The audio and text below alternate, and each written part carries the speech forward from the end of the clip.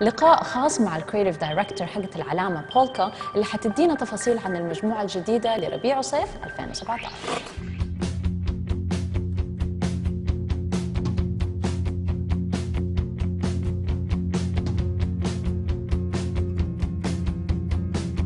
I was born in the States from Italian parents. I grew up in Italy and I studied in London. I did university in London at Central St. Martin's.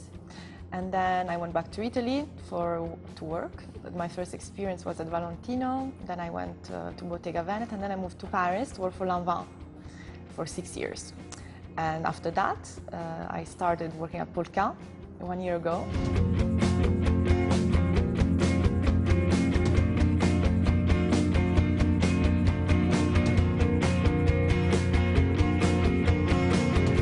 The collection was inspired by Japan. I did a trip to Japan this summer, and I always dreamed about being in Japan and, you know, embracing this culture. And I'm very much of a fan of textiles, and the Japanese textiles are obviously very inspiring. So I built the start of the collection around my journey to Japan, and I divided it in 4 stories, from the sort of the more architectural side of Japan to the more romantic and whatever is a kimono and textile. And the 4 stories are, we start with the tailoring, and then we go into this more judo world inspired by wrapping and from menswear in Japan. And then we go into the story of obi and kimono, and then in the end the final pieces, which are the more evening pieces, come from the idea of almost ripping a kimono apart and taking the lining and like draping it as a one piece of fabric. And you see this kimonos, they have this very special technique of being deep dyed at the edges, and this is where all the dégradé dresses come from.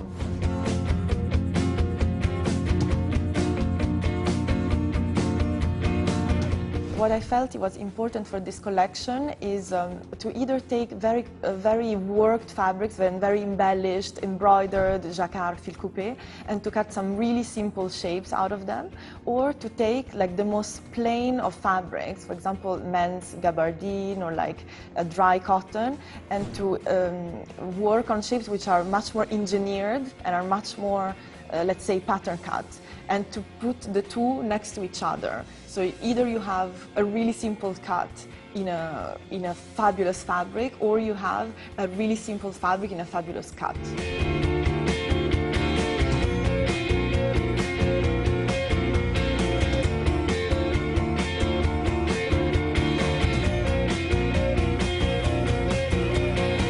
My favorite piece is always the first look of the lookbook. So in this case, it's the suit, the white suit, that is cut in this gabardine fabric inspired by menswear, which is white, and then we turn it into almost like a fluid fabric in Japan.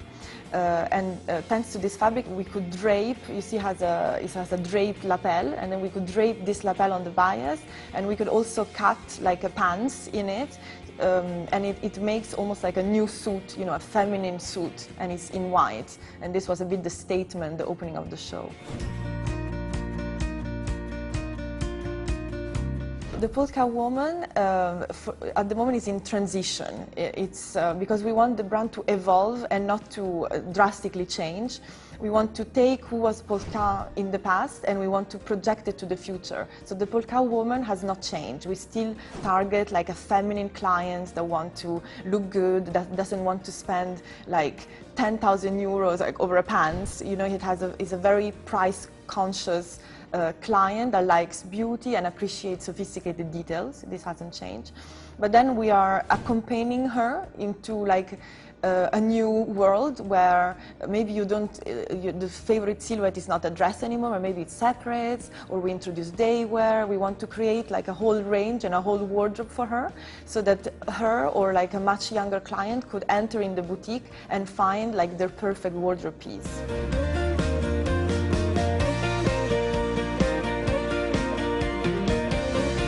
I love the Middle East because I have already Polka worked with the Middle East before me, but me I have a tendency of loving very sophisticated fabrics and colors, and it happens that this is also what the Middle Eastern client loves. So actually I'm glad that we have this support from the Middle East, because it allows me to do all this part of the collection which is quite unique and special and is addressed to this market.